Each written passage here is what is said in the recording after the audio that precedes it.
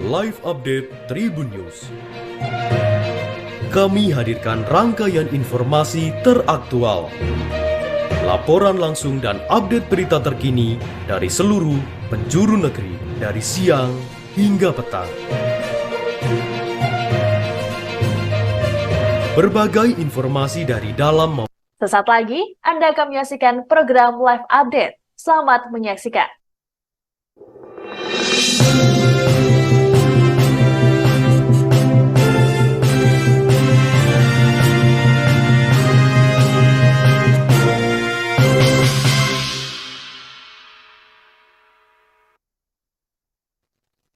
Halo Tribuners, Anda sedang menyaksikan live update sore Tribun News, edisi Kamis 20 Juni 2024. Hari ini akan kami sajikan informasi terkini dari berbagai daerah di Indonesia. Bersama saya Adila Risna, kita jelang live update sore selengkapnya. Tribuners, kasus pembacokan yang dilakukan mantan suami ibu rumah tangga bernama Megawati 50 tahun di Desa Tenembak, Langlang, Kecamatan Deleng, Pokisen, Kabupaten Aceh Tenggara ternyata membuat pihak keluarga tak terima dan menempuh jalur hukum. Pasalnya pelaku sebelum masuk rumah korban terlebih dahulu berada di sebuah rumah kosong untuk mengendap menunggu anak-anak korban tidak di rumah. Akibat hal tersebut korban mengalami luka bacok pada bagian kepala, pergelangan tangan, bahu, dan bagian tubuh lainnya. Terkait hal itu informasi selengkapnya akan disampaikan langsung oleh rekan wartawan Tribun Gayo. Asnawi Louis, silakan untuk laporan lengkapnya. Baik, Adila, terima kasih. Tribun News dapat kami laporkan bahwa kasus pembacokan yang dilakukan oleh mantan suami dari korban Megawati yang terjadi pada tanggal 16 Juni 2024 di Desa Tenembak Langlang, Kecamatan Pokisen, Kabupaten Aceh Tenggara, membuat pihak keluarga angkat bicara dan meminta kepada aparat kepolisian untuk mengusut tuntas dan menangkap pelaku pembacokan yang menyebabkan korban tak sadarkan diri di saat kejadian.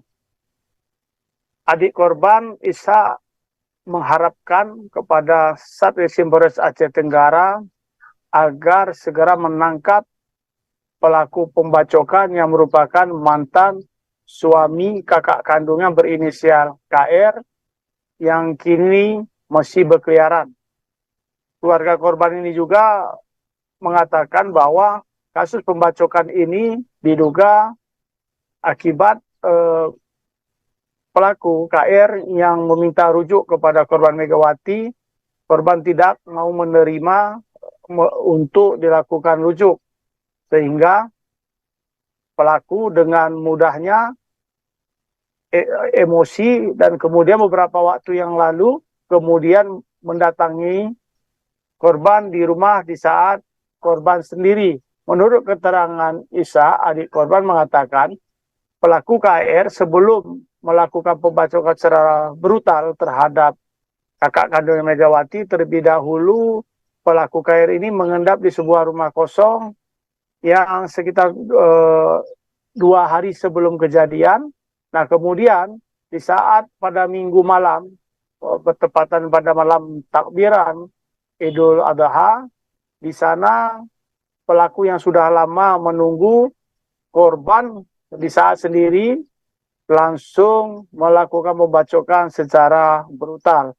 Nah, ini mereka menduga bahwa aksi pembacokan ini memang sengaja yang sudah direncanakan oleh pelaku untuk korban dengan cara berupaya menghabisi nyawa kakaknya, sehingga mereka mengharapkan kepada Satreskrim Polres Aceh Tenggara segera menangkap pelaku, karena mereka saat ini was-was, apalagi korban yang saat ini kondisi terakhir dapat disampaikan oleh adik korban Isa ini mengatakan bahwa kondisi korban saat ini sudah mulai berangsur-angsur membaik, namun masih dalam perawatan di rumah, namun korban sendiri saat ini tidak berani di rumah dirawat dan kini terpaksa dirawat di rumah orang tuanya di Desa Lawi Pangkat, Kecamatan Delong Perkison, Kabupaten Aceh Tenggara. Demikian, Adila, kita kembalikan ke studio. Baik, terima kasih untuk informasi lengkapnya. Silakan bertugas kembali. Tribuners, wartawan kami telah menghimpun wawancara bersama adik kandung korban yakni Ishak. Berikut untuk tayangannya. Ishak, adik kandung korban, meminta kepada Kapolres Aceh Tenggara melalui Kasat Reskrim Ibtu Bagus Pribadi untuk segera menangkap pelaku pembacokan terhadap kakak saya Megawati. Kami merasa was-was apalagi korban apabila masih berkeliar karena pembacokan yang dilakukan ada unsur percobaan untuk menghabisi nyawa kakak saya.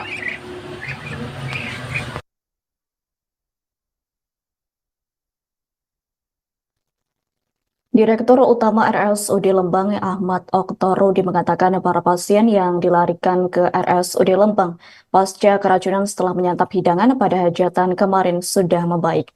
Adapun warga yang mengalami keracunan berasal dari Kampung Keramat, RW 7 Desa Cikahuripan, Lembang, Bandung Barat. Yakni mereka merasakan mual, pusing, dan muntah disertai buang air besar dengan frekuensi yang cukup sering. Terkait hal itu, informasi selengkapnya akan disampaikan langsung oleh rekan wartawan Tribun Jabar.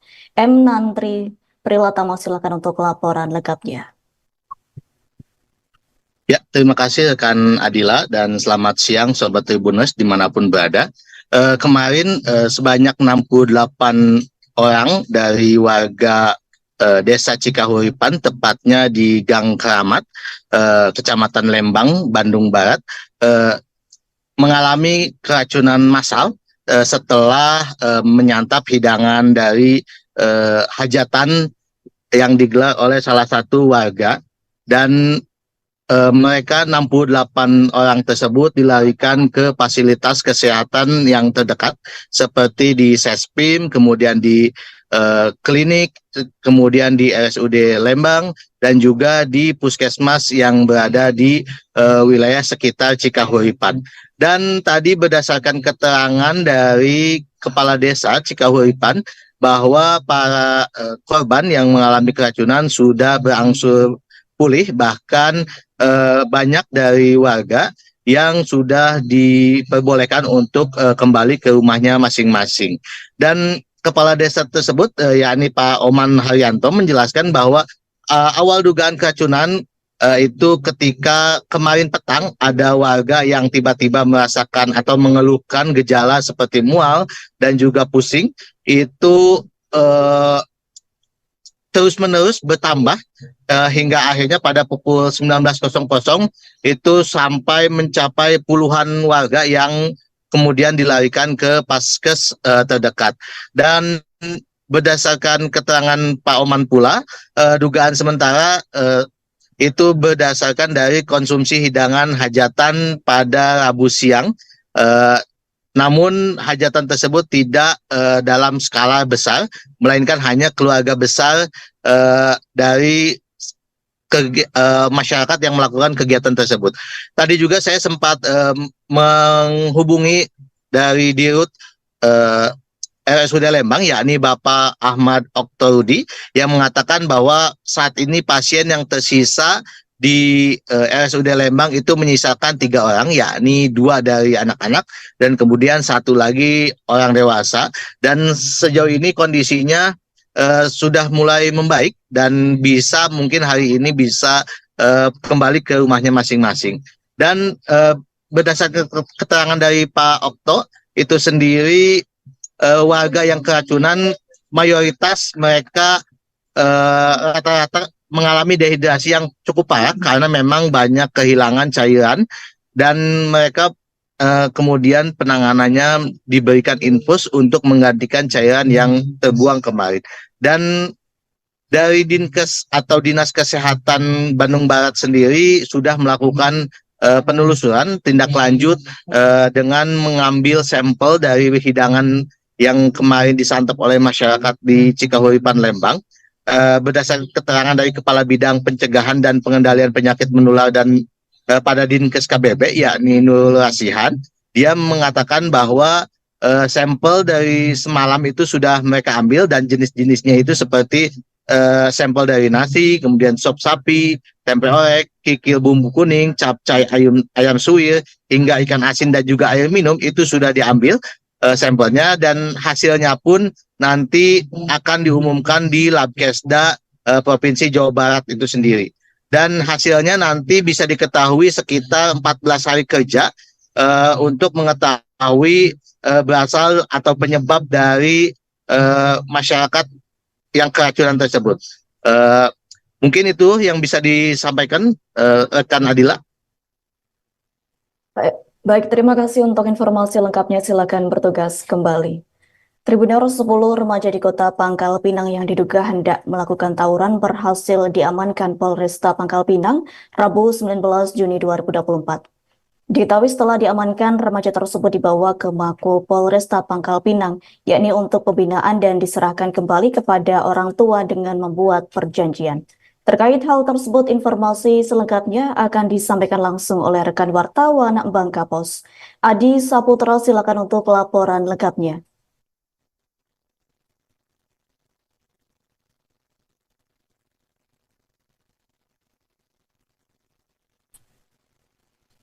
Ya, selamat siang rekan Adila, Tribun News dimanapun berada. Saat ini saya akan melaporkan terkait 10 remaja yang ada di kota Pangkal Pinang berhasil diamankan oleh pihak Polresta Pangkal Pinang pada hari Rabu 19 Juni tahun 2024 sekitar pukul 3 di daerah Kelurahan Kacang Pedang ke Kecamatan Gerunggang, Kota Pangkal Pinang, Provinsi Bangka Belitung. Yang mana remaja ini diamankan oleh pihak kepolisian Polresta Pangkal Pinang karena diduga akan melakukan aksi tawuran di daerah Kelurahan Kacang Pedang, Kota Pangkal Pinang. Namun belum sempat melakukan aksi tawuran, ke-10 remaja ini berhasil diamankan oleh pihak kepolisian Polresta Pangkal Pinang dan dibawa ke Polres Pangkal Pinang guna dilakukan pembinaan serta dikembalikan lagi kepada orang tua. Untuk ke-10 dari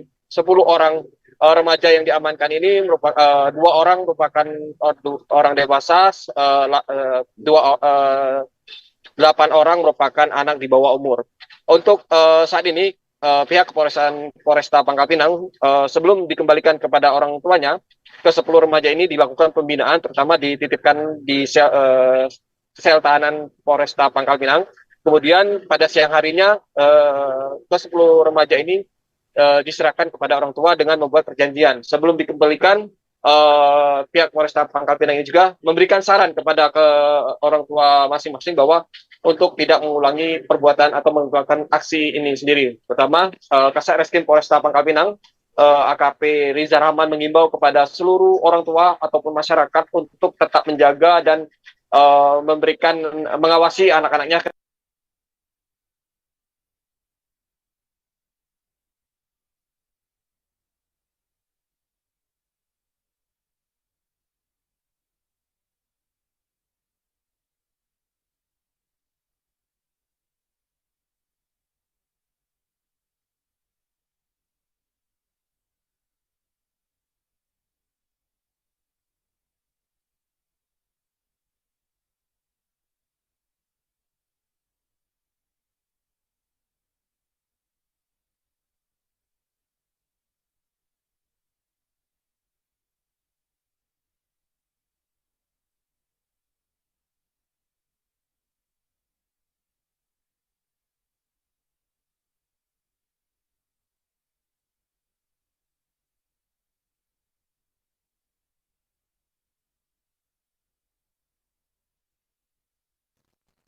Sebuah sindikat atau jaringan curanmor spesialis waktu maghrib di beberapa masjid berhasil diciduk Satreskrim Polres Ciamis saat melakukan operasi libas lodaya selama 10 hari mulai tanggal 6 hingga 15 Juni 2024. Diketahui para pelaku yang berjumlah 5 orang tersebut masing-masing berinisial RR, warga Tasikmalaya, D warga Panumbangan Ciamis, kemudian MRA warga Tasikmalaya, ATH warga Tasikmalaya, dan RH juga warga Tasikmalaya. Tersangka yang masih berstatus sebagai pelajar berinisial MRA 16 tahun itu tidak ditampilkan lantaran masih di bawah umur dan penahanannya turut dititipkan. Terkait hal itu, informasi selengkapnya akan disampaikan langsung oleh rekan wartawan Tribun Priangan. Aisani Nuraini, silakan untuk laporan lengkapnya. Baik, terima kasih. Selamat siang, Aldila dan juga Tribuners. Jadi sebuah sindikat ataupun jaringan curanmor spesialis yang melancarkan aksinya di waktu maghrib di beberapa masjid berhasil diciduk Satreskrim Polres Ciamis saat akan operasi budaya selama 10 hari mulai tanggal 6 sampai dengan 15 Juni 2024 kemarin.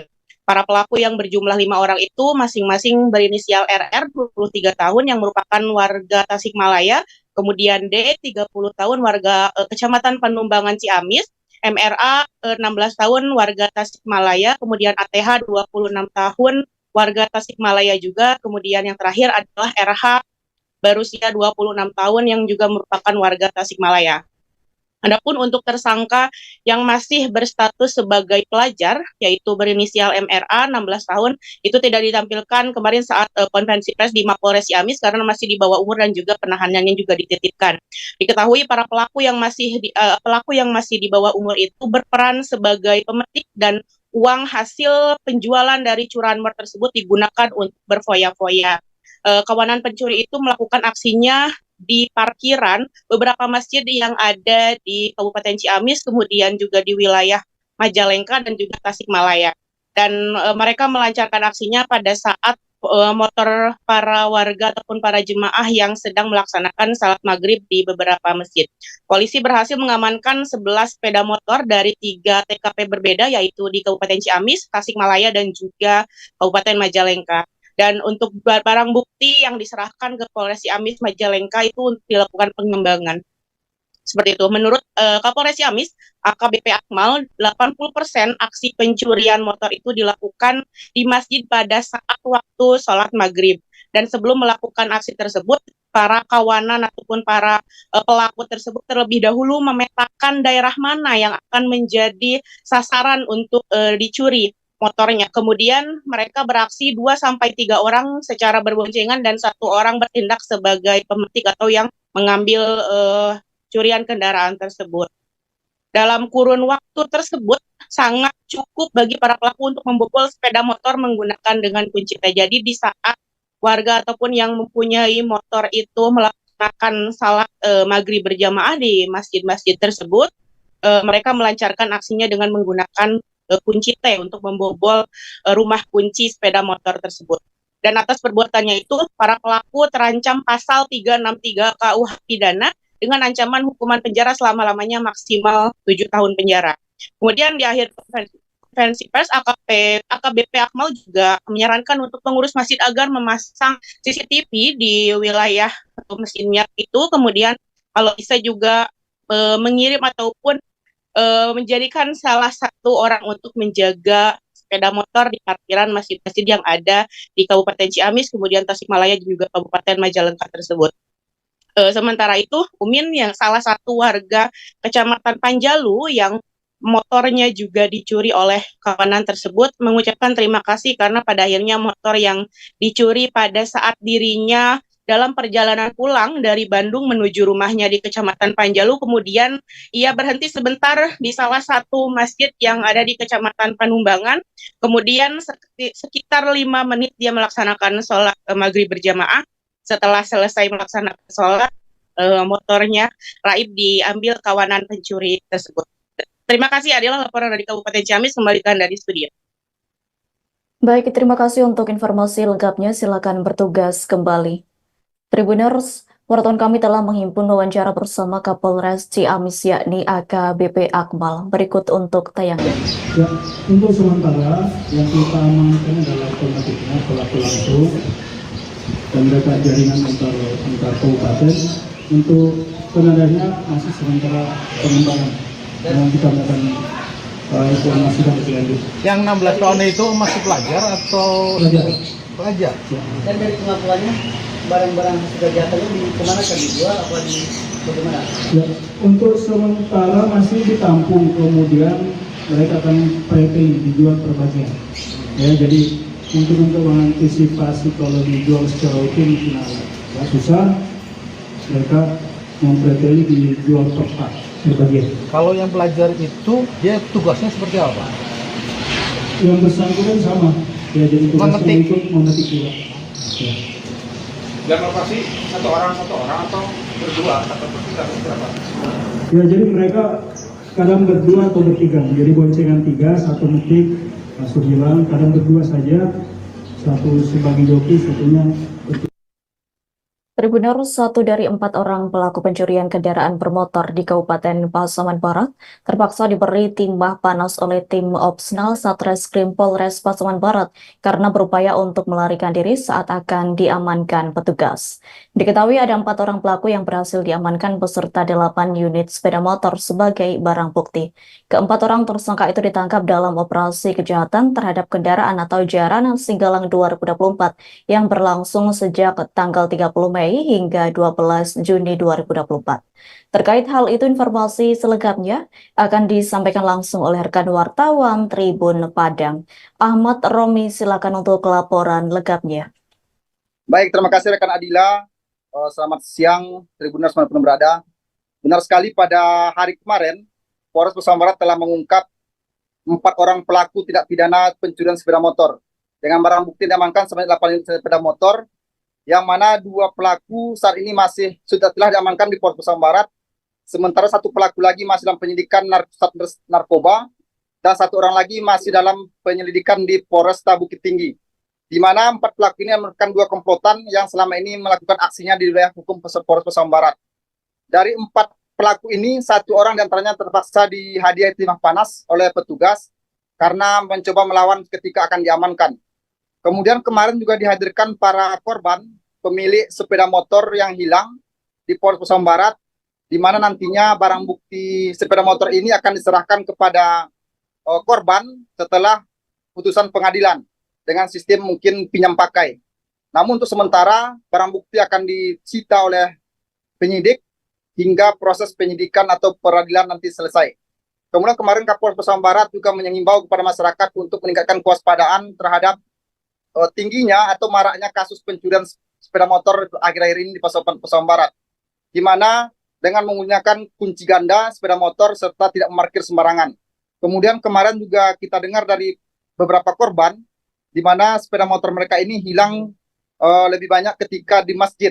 Untuk itu kemarin Kapolres juga mengatakan kepada pengurus masjid untuk segera meningkatkan kewaspadaan atau kehati-hatian dalam hal parkir kendaraannya, sehingga hal ini ke depan tidak terjadi lagi di wilayah hukum Pasaman Barat.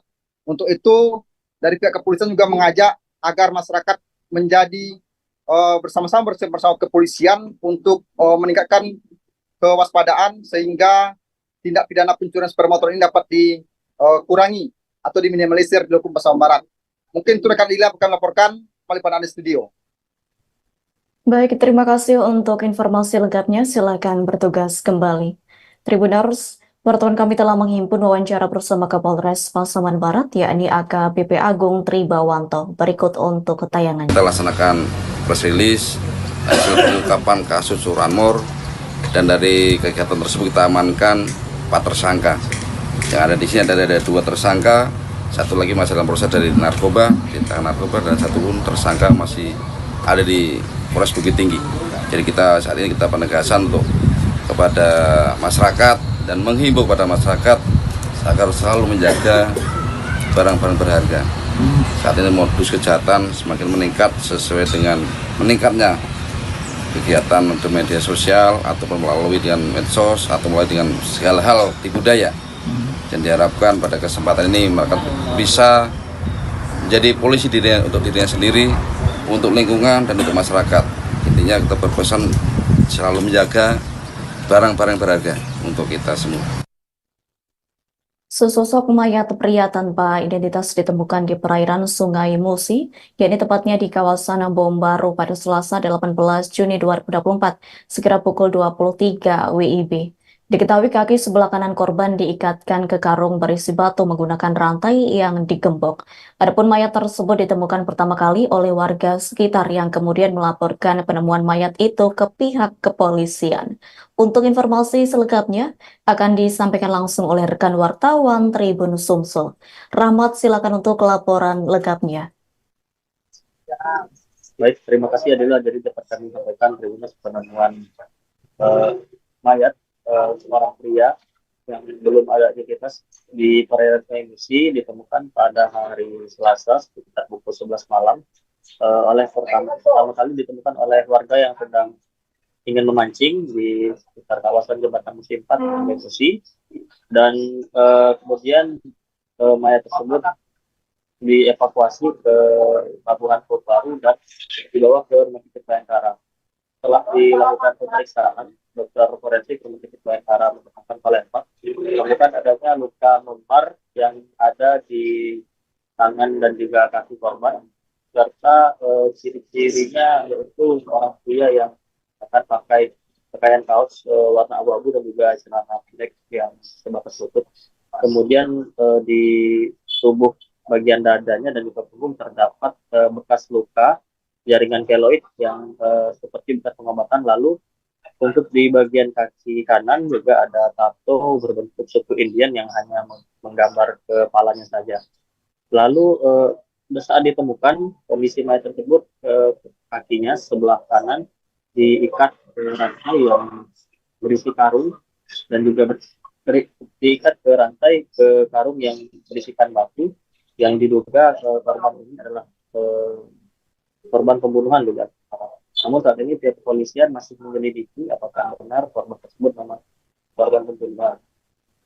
Dan sampai saat ini belum ada pihak keluarga yang melapor ke pihak kepolisian, dan juga sehingga mayat tersebut masih di Rumah Sakit Bayangkara. Demikian Adila yang dapat kami sampaikan. Kembali ke Baik, terima kasih untuk informasi lengkapnya. Silakan bertugas kembali. Tribuners, wartawan kami telah menghimpun wawancara bersama dokter forensik Rumah Sakit Bayangkara Bohasan Palembang, yakni Dr. Indra Nasution. Berikut untuk tayangannya. Mayat ini, Dat. Nah, jadi jenazah ini kan dia jenis kelamin laki-laki. Jenazahnya 170 sekian ya. Nah, kemudian dia itu sudah mengalami proses pembusukan. Jadi sudah mengalami proses pembusukan lebih kurang 2 hari, jadi paling lama 2 hari, jadi paling lama lagi. Ya. Untuk ciri-ciri jenazah apa? Nah, ciri-ciri bagus. Ciri-ciri jenazah itu kita jumpai dia itu adanya pertama itu ada memar, bukan memar sih, apa namanya itu, ada jaringan keloid atau jaringan parut di dada kanan, kemudian di punggung kanan atas. Nah, kemudian kita jumpai juga dia itu ada tatunya di pada kiri, lengan kiri bawah sama kanan, kaki sebelah kanan. Nah, itu aja kita jumpai. Itulah yang tanda khasnya, itulah dia tadi. Ya usia jenazah sekitar 30-40 tahun paling lama. Itu penyebab kematian sendiri? Nah, kita cuma periksa luar, nggak kita apa-apain. Lukanya di mana? Lukanya di mana? Kalau lukanya, kalau dia itu yang pasti ada di tangannya ada. Tribuners, Kejaksaan Negeri Bengkulu melakukan penarikan aset kendaraan dinas milik pemerintah Kota Bengkulu yang dikuasai pihak ketiga. Adapun Kajari Bengkulu yakni Yunita Arifin mengatakan penarikan aset tersebut dilakukan berdasarkan surat kuasa khusus atau SKK yang diberikan Pemkot Bengkulu yang diserahkan pada Mei 2024 lalu. Dengan SKK itu, tim Jaksa Pengacara Negara melakukan pemanggilan kepada pihak yang menguasai aset dan melakukan penarikan. Terkait hal itu, informasi selengkapnya akan disampaikan langsung oleh rekan wartawan Tribun Bengkulu. Romi Juniantro, silakan untuk laporan lengkapnya. Ya, baik. Selamat siang Adila dan juga Tribuners, dapat kami laporkan di Kota Bengkulu. Tribuners, Kejaksaan Negeri Bengkulu pada Rabu 19 Juni 2024 kemarin, Tribuners, menyerahkan puluhan kendaraan dinas aset milik Pemkot Bengkulu kepada Pemkot Bengkulu sendiri. Tribuners, aset ini yang terdiri dari 23 kendaraan roda 4 serta 4 kendaraan roda 2 ini sebelumnya dikuasai oleh pihak ketiga seperti organisasi masyarakat. Penguasaan aset Pemkot oleh pihak ketiga ini juga sudah berlangsung selama bertahun-tahun. Bahkan dari data yang dimiliki oleh Kejaksaan Negeri, aset ini sudah dikuasai sejak tahun 2006.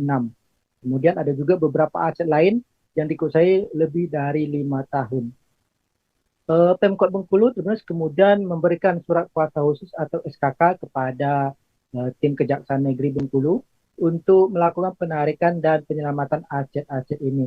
Surat kuasa khusus ini diberikan pada Mei 2024 lalu, dan sejak adanya SKK ini, tim Jaksa Pengacara Negara atau JPN dari Kejari Bengkulu kemudian melakukan pemanggilan dan juga penarikan kembali aset-aset milik Pemkot ini hingga akhirnya pada kemarin 19 Mei 19 Juni 2024 sebanyak 23 mobil, kemudian 4 unit motor ini kembali diserahkan ke Pemkot Bengkulu.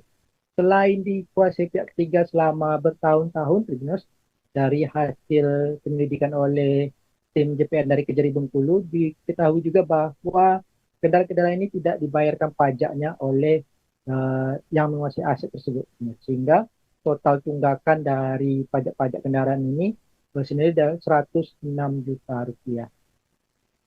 Dari perhitungan tim Pemkot, aset yang diselamatkan ini bernilai sekitar 4,5 miliar rupiah. Kendaraan ini terdiri dari seperti ada ambulans, kemudian ada minibus, dan juga beberapa kendaraan dinas lain yang sebelumnya memang dipinjam pakaikan untuk pihak ketiga ini, namun tidak dikembalikan. Sementara itu, PJ Sekda Kota Bengkulu, Eko Agustianto, mengatakan dirinya mengapresiasi tindakan dari Kejari Bengkulu dan kedepannya akan memperhatikan lagi peruntukan kendaraan dinas ini, kemudian pembayaran pajaknya, serta berapa lama masa pakai dari kendaraan dinas yang merupakan aset Pemkot Bengkulu ini. Demikian laporan kami dari Kota Bengkulu, kembali ke Adila di studio. Baik, terima kasih untuk informasi lengkapnya. Silakan bertugas kembali. Tribuners, wartawan kami telah menghimpun wawancara bersama Kejari Bengkulu, Yunita Arifin, dan PJ Sekda Kota Bengkulu, Eko Agus Rianto. Berikut untuk tayangannya. Ada beberapa aset yang sudah dipinjamkan, kemudian tidak dilakukan pembayaran pajaknya. Sehingga berdasarkan hal tersebut, kita lihat kalau tidak sesuai dengan peruntukannya, maka kita lakukan penarikan. Kemudian juga kita sampaikan kepada Pemda Kota Bengkulu ada beberapa aset yang perlu ditindaklanjuti yang belum dilakukan pembayaran pajaknya. Dan kita juga sampaikan kepada pemilik kendaraan untuk segera melakukan pembayaran pajak. Nah, ini dilakukan semata-mata untuk pembenahan karena ada beberapa yang dikuasai yang sudah turun-temurun tapi tidak dilaporkan. Pemerintah kotanya sangat berterima kasih dan memberikan apresiasi ya kepada Kejaksaan Negeri yang sudah membantu pemerintah kota, artinya di dalam penertiban kemudian pembinaan aset. Tadi seperti yang telah disampaikan oleh Ibu Kejari bahwa kendaraan memang sudah dikembalikan 24 kendaraan roda 4, kemudian 23 ya, sama 4 kendaraan roda 2. Nah, ini akan kita kan ada beberapa catatan rekomendasi. Yang pertama terkait dengan masalah pembayaran pajak. Nah, ini juga ketika nanti akan kita Kobaran api besar muncul dari lokasi kebakaran joglo milik anggota DPRD Sragen Fatur Rohman, yakni pada Rabu 19 Juni 2024. Adapun api membakar seluruh bangunan joglo yang beralamat di Kampung Kerapiak, Kelurahan Sragen Wetan, Kabupaten Sragen.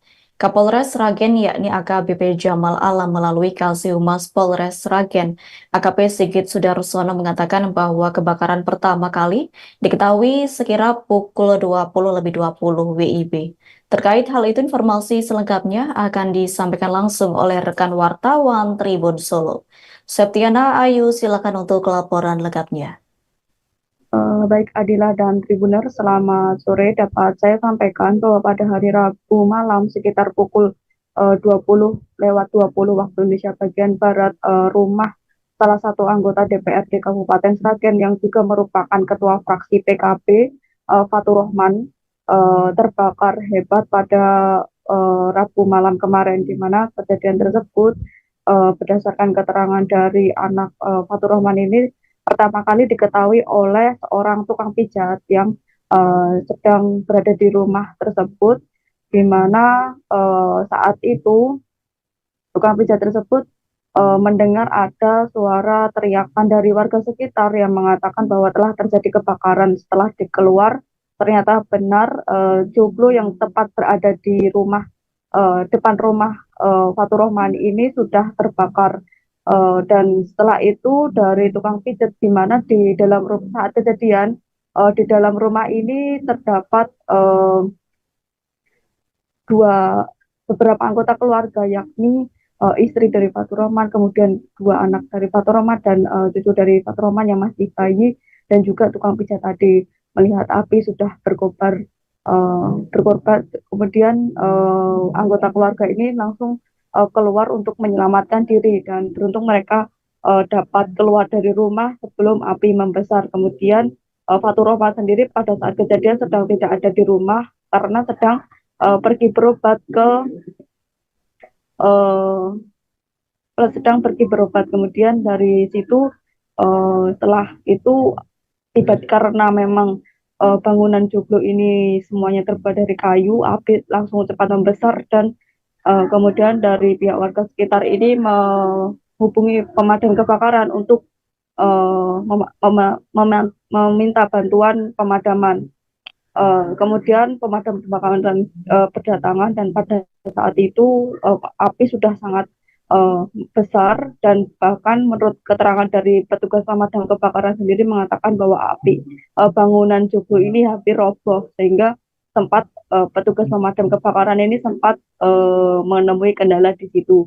Kemudian bangunan roboh dan akhirnya petugas kemudian melakukan pemadaman dan hingga proses pendinginan membutuhkan waktu sekitar kurang lebih 1,5 jam.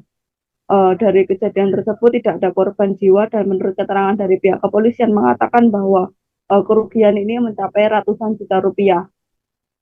Kemudian selain joglo, sebagian api ini beruntung tidak merembet ke bangunan atau rumah utama Fatur Rahman ini, di mana hanya mengalami rumah utama ini mengalami kerusakan sekitar 10%, tepatnya di bagian atapnya. Saat ini kami dari warga ini juga bergotong royong untuk membersihkan sisa-sisa atau puing-puing kebakaran yang telah terjadi tadi malam. Begitu Adila kami dapat saya sampaikan dari Sragen Jawa Tengah.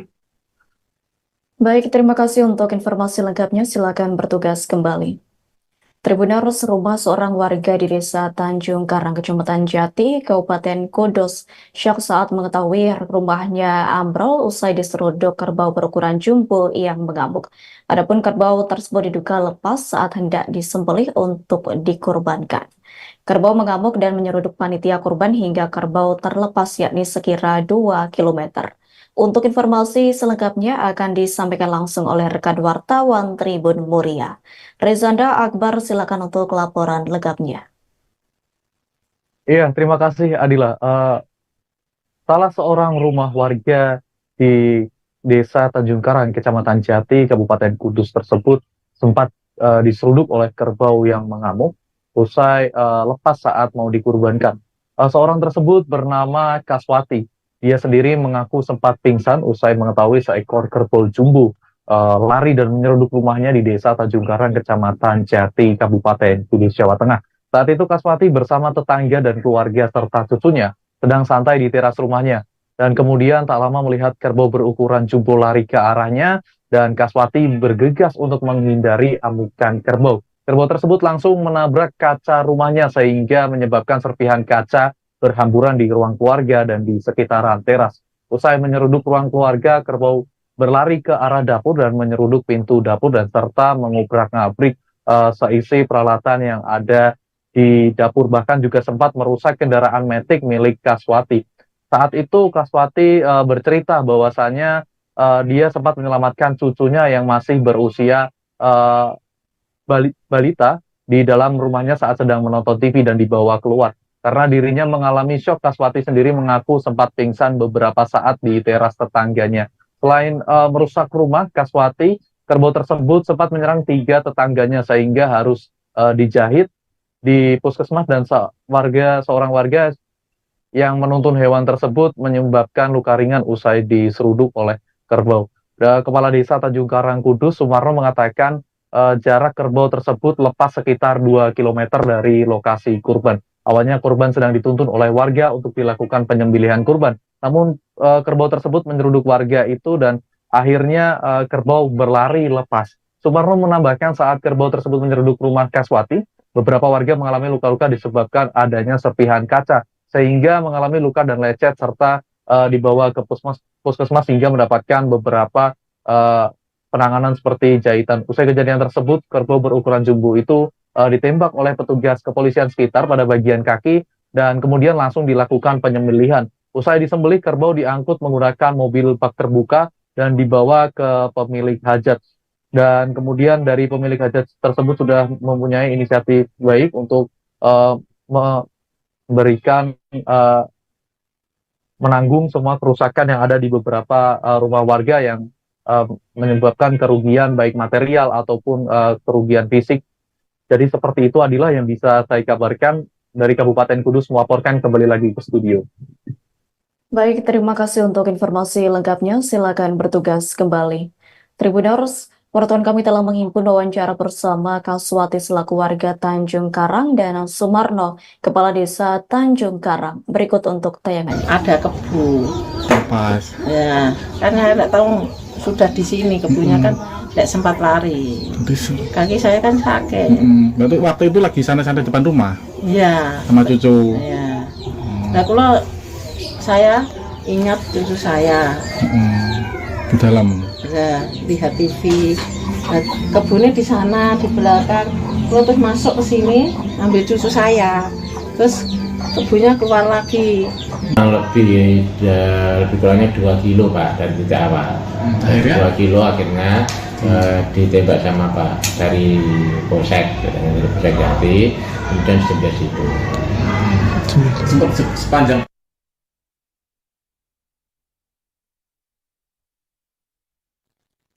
Tribuners, seorang pria berinisial RK 23 tahun ditemukan meninggal dunia, yakni di salah satu PT di Tanjung Sengkuang, Batu Ampar, Kota Batam pada Rabu 19 Juni 2024 pagi. Penemuan mayat pria yang setiap harinya bekerja sebagai security PT VME tersebut membuat geger pekerja yang menemukannya. Pasalnya ditemukan ada darah di wajah pria tersebut.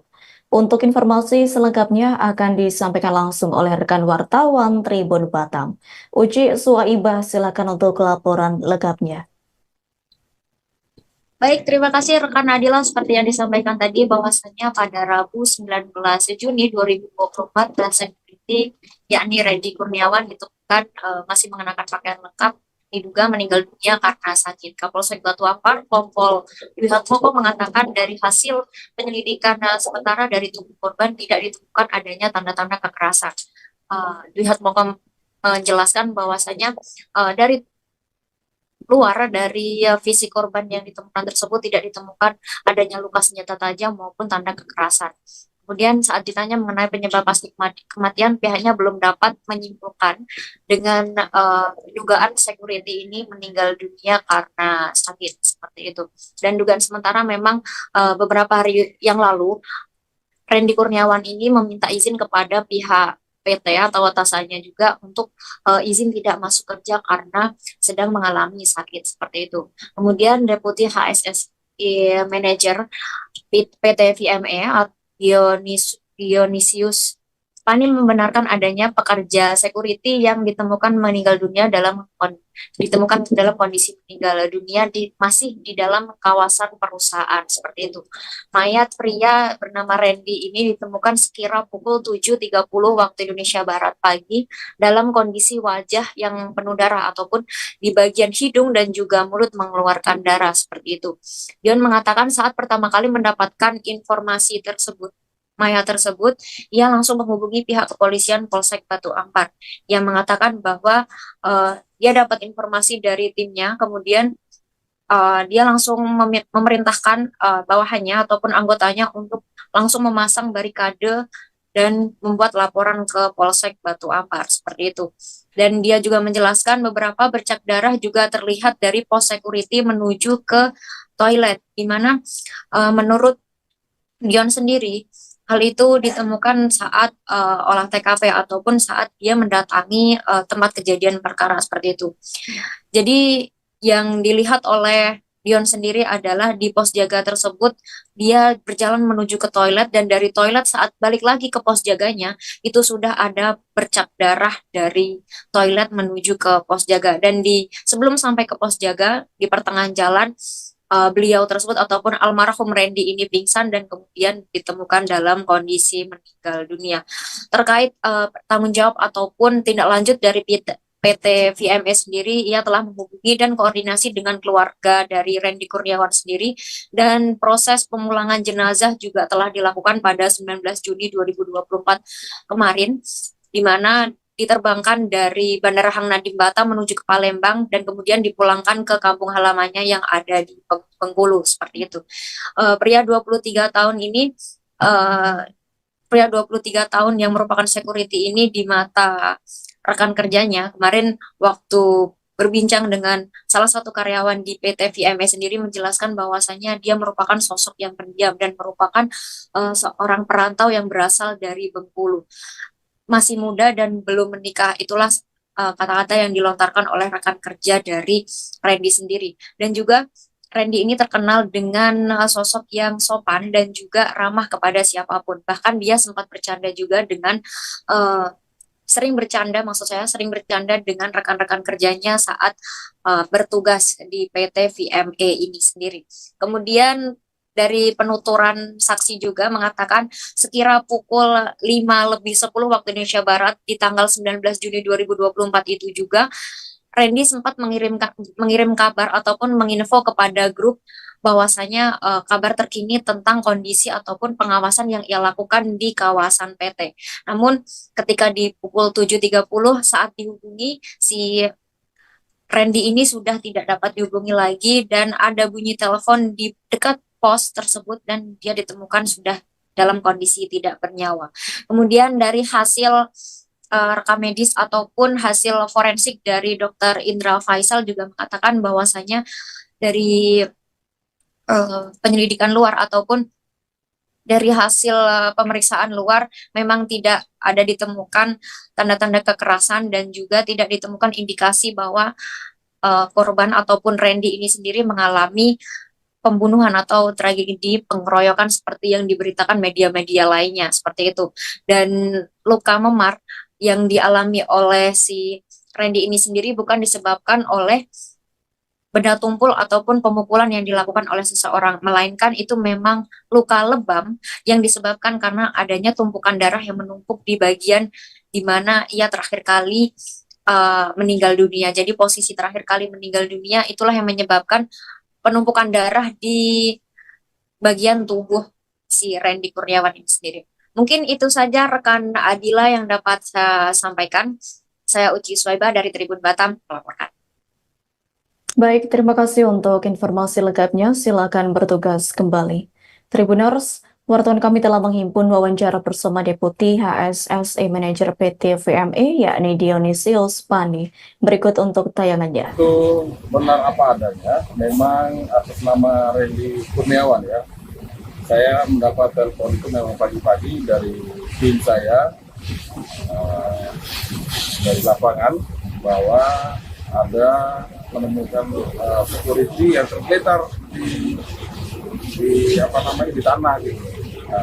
Lalu saya perintah ke tim, kalau tengah ngapain, kasih barikade, langsung perintah tim untuk bikin laporan ke Polsek Batu Ampar. Namun beberapa menit kemudian dari tim polisi, dalam hal ini Polsek Batu Ampar langsung turun tim ke lokasi cek. Ya, ada dari detail, pokoknya semua dari tim polisi Batu Ampar turun ke lokasi. Ya, tadi dari gambar.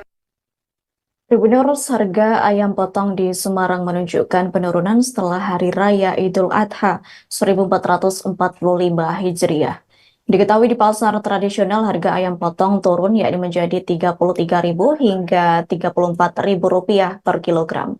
Menurut Sugiati, pedagang di Pasar Randusari Semarang, sebelumnya harga ayam potong tembus sekira Rp37.000 hingga Rp38.000 per kilogram, yakni saat Idul Adha.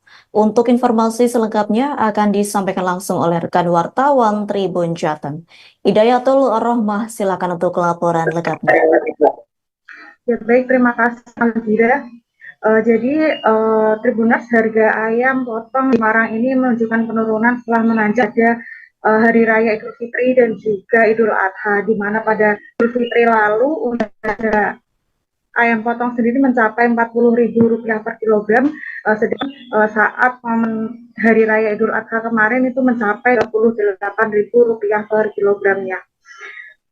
Nah, pantauan saya di pasar tradisional ayam potong ini itu sampai kisaran Rp33.000 hingga Rp24.000 kilogram. Harga itu mengalami penurunan sekitar Rp1 untuk kilogramnya. Hal ini diari-ari oleh dagang di Pasar Randusari Semarang, di mana harga ayam potong saat ini di kisaran Rp33.000 hingga Rp34.000 per kilogram.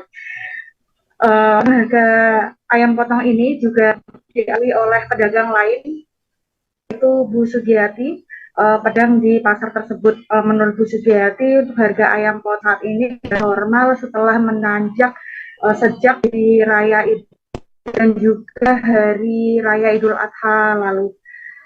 Sementara Tribunat untuk pantauan saya di Pasar Bulu dan juga Pasar Karanglo Semarang, saat Idul Adha lalu untuk ayam potong sendiri ini mencapai Rp38.000 per kilogram. Harga itu menunjukkan penurunan per hari ini ya, di kisaran Rp34.000 per kilogram. Jadi demikian rekan Andila yang bisa saya sampaikan, kembali ke Dino. Baik, terima kasih untuk informasi lengkapnya. Silakan bertugas kembali.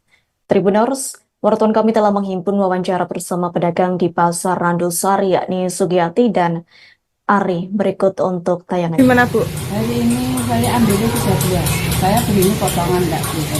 Oh, kalau dijual kiloan berapa Bu?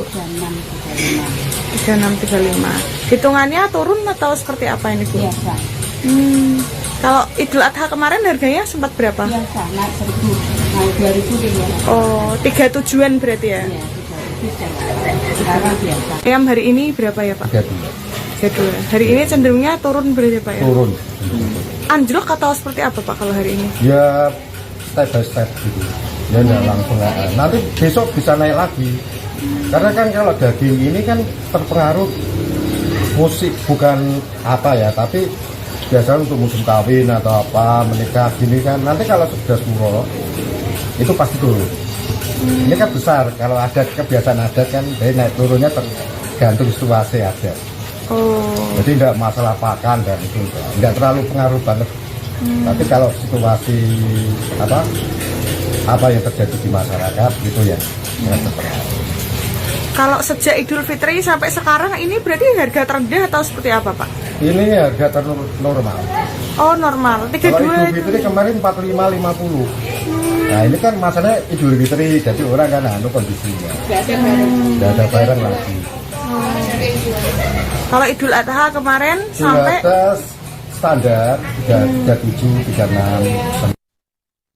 Segera dua terdakwa kasus tindak pidana pemilu menerima putusan dari Hakim Pengadilan Negeri Tebo pada Rabu 19 Juni 2024. Adapun dua terdakwa dalam kasus tersebut merupakan Ketua Panitia Pemilihan Kecamatan atau PPK Sumai Mahyarudin dan Tengah Ilir Muhammad Reksi Irwan. Hakim menjatuhkan vonis terhadap keduanya yakni dengan hukuman 4 bulan penjara dan denda sebesar 8 juta rupiah subsidiar 1 bulan penjara. Terkait hal itu, informasi selengkapnya akan disampaikan langsung oleh rekan wartawan Tribun Jambi. Wiradani Damanik, silakan untuk laporan lengkapnya.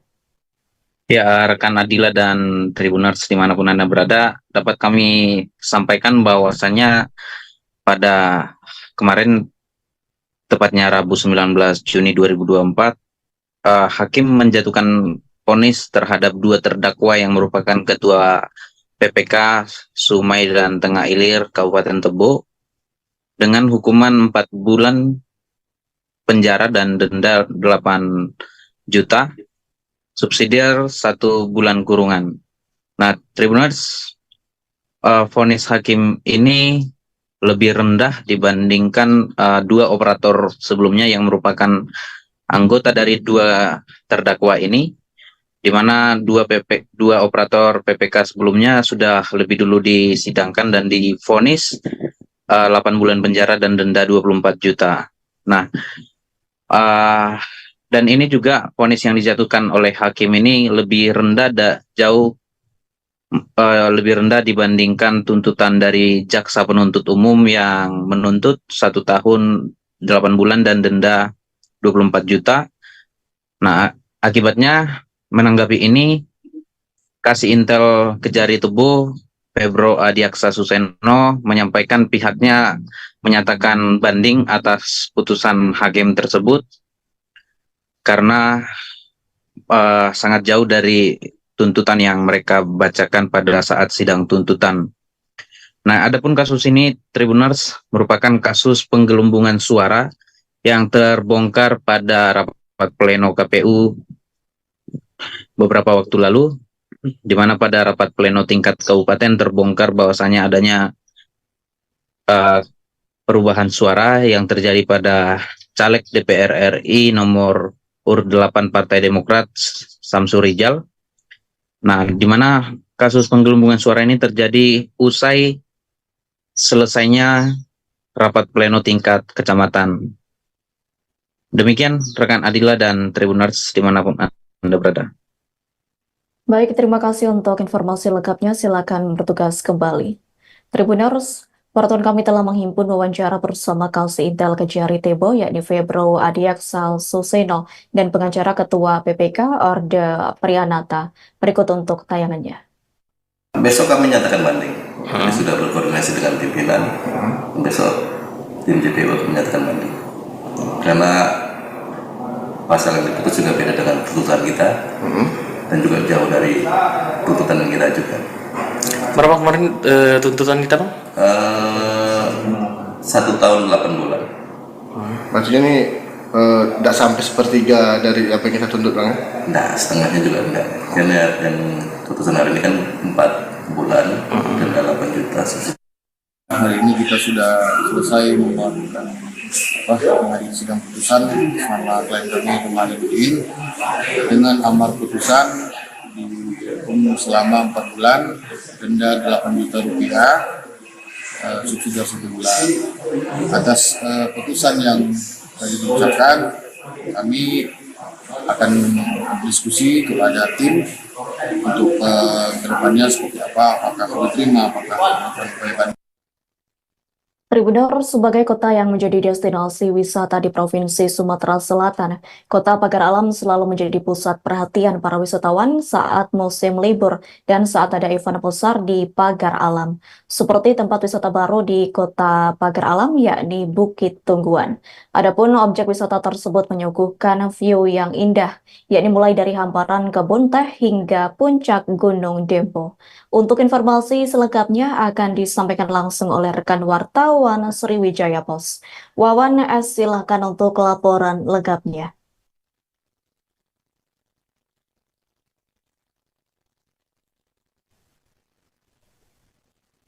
Terima kasih untuk rekan Adila. Kota Pagar Alam merupakan salah satu kota destinasi wisata di Sumatera Selatan yang memang menjadi daerah andalan di Kota Pagar Alam. Saat ini pengembangan daerah wisata terus dikembangkan baik oleh pemerintah kota maupun dari pihak swasta, bahkan oleh para komunitas-komunitas seperti yang terjadi di salah satu titik di kawasan Gunung Dempo. Saat ini komunitas desa wisata Pagar Alam mengembangkan pariwisata baru, yaitu Bukit Tungguan. Bukit Tungguan ini adalah objek wisata baru yang mengusung pemandangan alam yang sengaja dikonsep sedemikian rupa agar para wisatawan bisa menikmati pemandangan indah di kawasan Gunung Dempo dan hijaunya hamparan kebun teh. Selain itu juga pihak pengelola, yaitu Karang Taruna di kawasan Gunung Dempo, membuat sky deck untuk para wisatawan bisa mengambil spot-spot foto yang indah dengan latar belakang baik itu kawasan puncak Gunung Dempo maupun hamparan kebun teh. Kondisi ini juga sangat menguntungkan pariwisata di Pagar Alam karena dengan bertambahnya fasilitas atau objek wisata maka kunjungan semakin banyak. Kondisi ini juga saat ini terus dikembangkan oleh pemerintah Kota Pagar Alam dengan mensupport seluruh sektor pariwisata, baik itu dari yang dibuat oleh pemerintah sendiri ataupun pihak swasta maupun pemuda-pemuda kreatif yang ada di Pagar Alam. Saat ini pihak BTPN mendukung penuh pemuda-pemuda, terutama pemuda yang tinggal di kawasan Gunung Dempo untuk berkreasi, mengembangkan kawasan Gunung Dempo, mencari spot-spot wisata yang baru, atau memberikan kualitas wisata yang lebih baik untuk para pengunjung. Kemudian mereka diminta untuk lebih kreatif agar pemandangan-pemandangan yang indah di Gunung Dempo bisa dieksplor sedemikian rupa agar menambah destinasi-destinasi wisata di Kota Pagar Alam. Karena selama ini memang di Kota Pagar Alam, Gunung Dempo merupakan salah satu ikon wisata yang ada di Kota Pagar Alam dan selalu ramai dikunjungi bukan saja pada libur hari besar, setiap hari pun masih tetap ada wisatawan yang datang mengunjungi kawasan Gunung Dempo. Support ini baru saja ditekuni atau diberikan oleh PTPN kepada para pemuda-pemuda kreatif yang tinggal di kawasan kebun teh agar mereka dapat dimanfaatkan kawasan-kawasan yang memang dianggap bisa menarik para wisatawan, kemudian disupport langsung oleh pemerintah kota, baik Dinas Pariwisata maupun Pemkot Pagar Alam itu sendiri. Sampai saat ini masih terus dikembangkan, bahkan di sekitaran Gunung Dempo sudah mulai dikembangkan seperti wisata skydeck, camping ground, glamping, dan banyak hal-hal yang baru yang saat ini mulai dikembangkan oleh pemerintah kota dan para pelaku-pelaku wisata. Adila, kembali ke studio. Baik, terima kasih untuk informasi lengkapnya. Silakan bertugas kembali. Kawanan gajah liar yang diperkirakan berjumlah puluhan gajah yakni masuk ke pemukiman warga Dusun Kartararja, Desa Sri Mulia, Kecamatan Peunaron, Kabupaten Aceh Timur. AKP Sudirman selaku Kapolsek Peunaron mengatakan bahwa setelah masuk ke permukiman, gajah liar tersebut merusak rumah dan tanaman kebun warga Dusun Kartararja. Diketahui terdapat tiga rumah warga Dusun Kartararja yang dirusak kawanan gajah liar, yakni diantaranya rumah milik Rukiah, Rahman, dan Ilyas bin Ahmad. Terkait hal itu, informasi selengkapnya akan disampaikan langsung oleh rekan wartawan Serambi News. Maulidi Al-Fatah, silakan untuk laporan lengkapnya. Ya, terima kasih Adila. Selamat siang Tribun News dimanapun Anda berada, melaporkan langsung dari Aceh Timur. Ya, benar bahwa dapat kita sampaikan bahwa kawanan gajah liar kembali memasuki perkampungan warga, tepatnya di Dusun Kartararja, Desa Sri Mulia, Kecamatan Kabupaten Kabupaten Aceh Timur. Kejadian ini terjadi pada Senin 15 Juni 2024, di mana saat itu warga di dusun tersebut sedang melakukan atau menikmati momen Lebaran, dan dusun itu tidak ada warga di tempat tersebut. Informasi kita peroleh dari Kapolres Peunaron, yaitu AKBP Sudirman, mengatakan bahwa saat itu gajah memasuki perkampungan dan merusak 3 rumah yang ada di dusun tersebut, sehingga rumah-rumah itu rusak dan diobrak-abrik oleh gajah. Tidak hanya itu, gajah juga merusak tanaman warga, mulai dari pohon pisang, pohon sawit, dan tanaman lainnya. Akibat hal itu, warga di dusun itu mengalami kerugian puluhan juta rupiah. AKP Sudirman mengatakan bahwa dari 3 rumah itu terdiri dari rumah Rukiah, rumah Rahmah, dan rumah Ilyas. 3 rumah tersebut yang berekonstruksi kayu ini mengalami kerusakan parah akibat diobrak-abrik oleh gajah. Ia juga menjelaskan bahwa kejadian ini tidak terjadi hanya sekali. Dalam kurun waktu 6 bulan di tahun 2024 ini, kejadian gajah memasuki perkampungan warga telah terjadi sebanyak 5 kali, yang di mana terjadinya Januari, pada Mei, dan Maret serta Juni ini.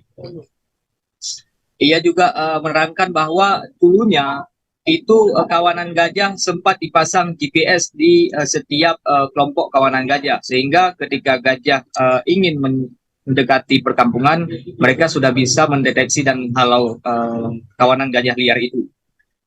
Pihak Kapolsek Peunaron ini juga berkoordinasi dengan BKSDA Wilayah Aceh Timur atau Wilayah 3 serta Forum Konservasi Lauser atau FKL untuk kedepannya menghalau kawanan gajah liar agar tidak merugikan masyarakat. Demikian Adila dari Aceh Timur, kembali ke studio. Baik, terima kasih untuk informasi lengkapnya. Silakan bertugas kembali.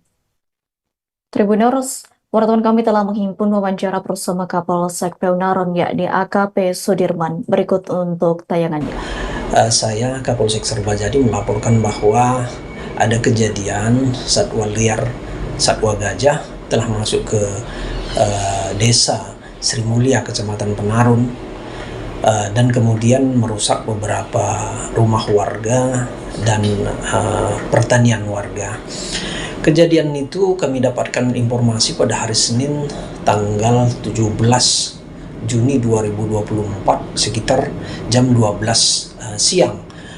Kejadiannya yang dilaporkan oleh GC Sri Mulia Pak Sumarden kepada kami bahwa kejadiannya itu sekitar jam 1 dini hari, artinya beberapa jam sebelum dilaporkan ke kita. Menurut Pak GC bahwa kawanan gajah itu berjumlah puluhan, kemudian Segera 3 wanita paruh baya di Bandar Lampung ditangkap pihak polisi. Ketiga wanita tersebut ditangkap lantaran terlibat tindak pidana perdagangan orang di wilayah hukum setempat. Korban dari aktivitas mereka diperkerjakan sebagai pekerja seks komersial atau PSK. Adapun korban yang terjerat ditawarkan lewat aplikasi online hingga penawaran offline. Terkait hal itu, informasi selengkapnya akan disampaikan langsung oleh rekan wartawan Tribun Lampung. Vincencio Somaferor, silakan untuk laporan lengkapnya. Ya, rekan Adila dan para tribuners sekalian, tepat sekali bahwasannya beberapa waktu lalu terdapat 3 wanita parubaya asal Bandar Lampung yang ditangkap oleh pihak kepolisian. Ketiga wanita ini ditangkap lantaran terlibat tindak pidana perdagangan orang di wilayah hukum Kota Bandar Lampung. Adapun korban diikutsertakan oleh mereka dalam aktivitas pekerja seks komersial, di mana umumnya korban masih berupa anak-anak. Adapun korban yang terjerat ditawarkan kepada pria hidung belang lewat aplikasi online hingga penawaran-penawaran secara offline. Secara merinci, 3 wanita yang merupakan pelaku perdagangan anak tersebut ialah AR warga Tanjung Senang di Bandar Lampung. Ia disinyalir sebagai otak dari kawanan ini, serta 2 rekannya AF dan AS. Dari informasi kepolisian, 3 wanita tersebut ditangkap pada 13 Juni kemarin. Adapun modus yang digunakan oleh para mucikari tersebut ialah menjanjikan 1 unit telepon genggam dengan merek ternama yang dibayar oleh para korbannya secara mencicil. Adapun cicilan tersebut didapat oleh korban dari hasil kegiatan penjualan tubuh dari masing-masing anak yang terjerat. Dari penyelidikan lanjutan, polisi berhasil mendapatkan informasi bahwa setiap anak yang dijual kepada lelaki hidung belang tersebut dinilai dengan rupiah sebesar 2 juta rupiah. Dengan nominal itu, masing-masing tersangka mendapat untung mulai dari 100 hingga 500 ribu rupiah tergantung dari tempat yang ia sediakan. Yang umumnya tempat-tempat tersebut ialah hotel ke hotel di kota setempat. Dari situ, polisi masih melakukan penyelidikan lebih lanjut sebelum nantinya para ketiga mucikari tersebut akan diserahkan ke Kejaksaan Negeri Kota Bandar Lampung. Begitu rekan Adila. Baik, terima kasih untuk informasi lengkapnya. Silakan bertugas kembali. Tribuners, seorang jemaah haji asal Kabupaten Belitung, Provinsi Bangka Belitung, yang termasuk dalam kloter 6 PLM atas nama Abdul Rani Rashid, dikabarkan meninggal dunia di Rumah Sakit Arab Saudi, Rabu 19 Juni 2024. Adapun pria yang juga merupakan tokoh masyarakat Belitung itu dikabarkan meninggal dunia, yakni sekira pukul 6.16 waktu Arab Saudi. Terkait hal tersebut, informasi selengkapnya akan disampaikan langsung oleh rekan wartawan Pos Belitung. Adelina Nurmalita Sari, silakan untuk laporan lengkapnya. Baik rekan Adila dan Tribuners, kabar duka datang dari Tanah Suci, di mana 1 orang jemaah haji asal Kabupaten Belitung, Provinsi Bangka Belitung dikabarkan meninggal dunia kemarin pada Rabu 19 Juni 2024 pada pukul 6:16 waktu Arab Saudi. Jemaah atas nama Abdul Rani Rashid berusia 74 tahun asal Kecamatan Tanjung Pandan wafat setelah sekitar sepekan terakhir dirawat di Rumah Sakit An-Nur, Mekah, Arab Saudi karena mengalami sesak nafas dan kondisi kesehatan yang terus menurun. Almarhum pun dinyatakan menderita pneumonia dan meninggal dunia akibat akut respiratory distress syndrome atau sindrom gangguan pernafasan akut.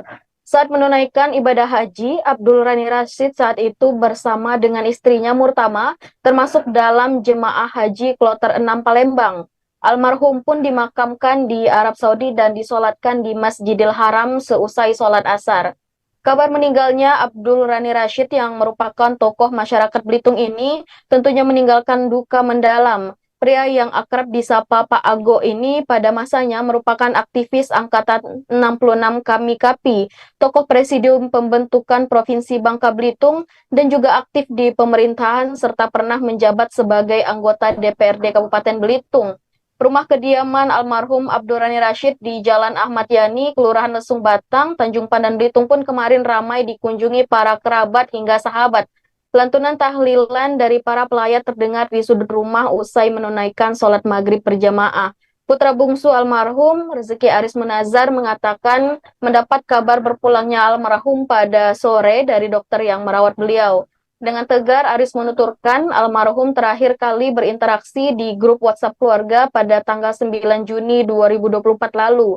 Waktu itu almarhum mengabarkan sedang terkena demam hingga sulit kencing dan batuk, tetapi saat itu masih berada di hotel bersama jemaah lainnya. Kemudian tanggal 11 Juni almarhum dibawa ke rumah sakit di Arab Saudi dan mendapatkan perawatan medis.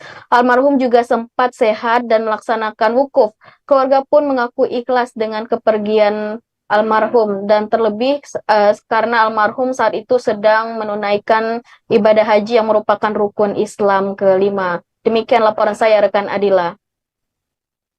Baik, terima kasih untuk informasi lengkapnya. Silakan bertugas kembali. Tribunarus pasangan Dharma Pongrekun dan Kunwardana Abioto harus berjuang di Bawaslu DKI Jakarta jika ingin tetap bisa mengikuti Pilkada Jakarta 2024 dari jalur independen. Adapun hal itu karena KPU DKI Jakarta menyatakan berkas dukungan yang diserahkan bakal calon independen Dharma Pongrekun dan Kunwardana Abioto tidak memenuhi syarat. Dari total 1,2 juta data yang diunggah ke Silon yang dinyatakan memenuhi syarat, hanya sekira 447.469 dukungan. Terkait hal itu, informasi selengkapnya akan disampaikan langsung oleh rekan wartawan Tribun Jakarta. Elga Hikari Putra, silakan untuk laporan lengkapnya. Selamat sore Tribuners, pasangan bakal calon independen di Pilkada Jakarta Dharma Pongrekun dan juga Kunwardana Abioto akhirnya telah resmi mendaftarkan gugatan sengketa mereka ke Bawaslu DKI Jakarta atas hasil verifikasi administrasi perbaikan yang dikeluarkan KPU DKI Jakarta yang menyatakan pasangan bakal calon independen ini tidak memenuhi syarat. Pasangan Dharma dan Kun ini resmi mendaftar ke Bawaslu DKI Jakarta pada Rabu kemarin atau 1 hari setelah KPU menyatakan pasangan ini tidak memenuhi syarat. Adapun memang mengajukan gugatan ke Bawaslu adalah hak yang dimiliki oleh pasangan Dharma dan juga Kun atas mekanisme tahapan pencalonan calon independen yang tengah dilakukan oleh KPU DKI Jakarta, di mana mereka diberikan waktu 3 kali 24 jam setelah KPU menyatakan putusannya pasangan Dharma dan juga Kunwardana ini tidak memenuhi syarat. Namun di hari pertama pasangan ini telah resmi mendaftarkan gugatan ke Bawaslu agar mereka masih bisa memiliki peluang kembali untuk melanjutkan ke tahapan selanjutnya dalam rangka maju di Pilkada Jakarta dari jalur independen. Karena dari tahapan yang baru pertama ini, yakni tahapan verifikasi administrasi, pasangan ini dinyatakan tidak memenuhi syarat karena berkas dukungan yang dinyatakan memenuhi syarat hanya sekitar 447.000 saja. Sedangkan syarat untuk pasangan independen untuk bisa maju ke tahap berikutnya yakni harus mendapatkan minimal 618.000 dukungan dari warga Jakarta. Meskipun jumlah dukungan yang diserahkan oleh pasangan Dharma Kun ini di aplikasi Silon jumlahnya mencapai 1,2 juta dukungan, namun memang berdasarkan verifikasi yang dilakukan oleh tim KPU DKI Jakarta yang dinyatakan memenuhi syarat hanya sekitar 447.000. Hal itulah yang membuat KPU DKI Jakarta memutuskan bahwa pasangan ini tidak lolos ke tahapan selanjutnya, yakni tahapan verifikasi faktual, dan artinya tidak ada satupun calon independen yang akan berlaga di Pilkada Jakarta 2024. Adapun untuk calon yang nantinya maju dari partai politik baru akan dibuka pada tanggal 27 sampai 29 Agustus 2024 mendatang. Dan setelah pasangan Dharma Mahfud ini mendaftarkan ke Bawaslu, sore ini rencananya pimpinan Bawaslu akan melakukan rapat pleno membahas gugatan yang diajukan dari pasangan Dharma dan Kun, dan rencananya akan segera menentukan jadwal persidangan, mengingat Bawaslu hanya memiliki 12 hari untuk menangani perkara yang berkaitan tentang pemiluan, termasuk menangani kasus dari Dharma Pengikut dan juga Kun Wardana ini. Apakah gugatan yang diajukan oleh Kun dan Dharma dan Kun ini bisa diterima atau ditolak? Kalau diterima, maka ia masih bisa melakukan verifikasi perbaikan, namun jika ditolak maka dipastikan Dharma dan Kun tidak bisa mengikuti dari Jakarta dan jalur independen. Itu dapat saya sampaikan. Kembali ke studio. Baik, terima kasih untuk informasi lengkapnya. Silakan bertugas kembali. Tribuners, wartawan kami telah menghimpun wawancara bersama Ketua Divisi Teknis KPU DKI Jakarta, Dodi Wijaya, dan Bajawagub Independen Kun Wardana Abioto. Berikut untuk tayangannya. Itu ditempuh sebagai hak konstitusional oleh pasangan calon. Tenggat waktu untuk ke Bawaslu itu kapan, Pak? Sesuai dengan Undang-Undang Pilkada, paling lama 3 hari bakal pasangan calon bisa mengajukan sengketa proses ke Bawaslu DKI Jakarta. Jadi gugatannya besok kita akan sampaikan ke Bawaslu. Jadi memang ada 3 hal yang sangat penting di sini yang menjadi kendala kita. Yang pertama adalah kendala di aplikasi Silon itu sendiri. Yang kedua itu adalah downtime dari server, ya, server yang Silon itu berada. Dan yang ketiga adalah waktu, karena jumlah data yang begitu besar. Saya masuk ke yang pertama, ya. Tribuners, program Bule Mengajar kini diupayakan aktif kembali, yakni setelah sempat vakum selama 3 tahun terakhir. Kulon Progo pun menjadi lokasi pertama pelaksanaan program, yakni salah satunya di SMA Negeri 1 Temon pada Kamis 20 Juni 2024. Ketua program Bule Mengajar yakni Safa Levina Sahda mengatakan bahwa program tersebut berfokus pada upaya peningkatan kemampuan bahasa Inggris pada pelajar. Terkait hal itu, informasi selengkapnya akan disampaikan langsung oleh rekan wartawan Tribun Jogja. Alexander Aprita, silakan untuk laporan lengkapnya. Ya, terima kasih Adila. Selamat sore untuk para Tribuners. Seperti yang disampaikan, jadi program Bule Mengajar ini sempat vakum selama 3 tahun terakhir. Itu dikarenakan pertama inisiator dari program ini meninggal dunia, lalu juga adanya pandemi COVID-19 yang membuat aktivitas dari program ini sempat terkendala seperti itu untuk proses tatap muka di sekolah. Namun dari pihak pengelola dari program ini, terutama dari ketuanya yaitu Safa Levina Sada, itu mengatakan bahwa pihaknya merasa bahwa tahun 2024 ini sudah waktunya untuk memulai kembali program Bule Mengajar ini seperti itu. Namun untuk memulai kembali ini difokuskan di Kulon Progo terlebih dahulu, terutama di sekolah-sekolah, di mana dari Bule Mengajar ini akan mengundang setidaknya 2 orang partisipan warga asing yang akan memberikan berbagai materi seperti pengetahuan tentang negara asalnya masing-masing, tapi disampaikan dengan bahasa Inggris seperti itu. Adapun juga dari pelajar juga melakukan komunikasi interaksi serupa juga menggunakan bahasa Inggris, dan dari pihak sekolah juga akan memberikan semacam pengetahuan juga kepada mereka tentang kearifan lokal atau kesenian dan hingga kuliner di tempatnya masing-masing. Adapun program ini memang bertujuan untuk meningkatkan kemampuan berbahasa Inggris daripada para pelajar ini, terutama di Kulon Progo, karena dari pihak Bule Mengajar itu merasa bahwa Kulon Progo ini jadi salah satu tempat yang penting gitu untuk meningkatkan kemampuan bahasa Inggrisnya, terutama dengan keberadaan Bandara Internasional Jakarta atau Jakarta International Airport, di mana nantinya itu akan menjadi peluang kerja bagi para pelajar ini ke depannya seperti itu. Adapun dari pihak sekolah juga memberikan dukungan penuh terhadap program ini dan berharap. Untuk informasi lengkapnya silakan bertugas kembali.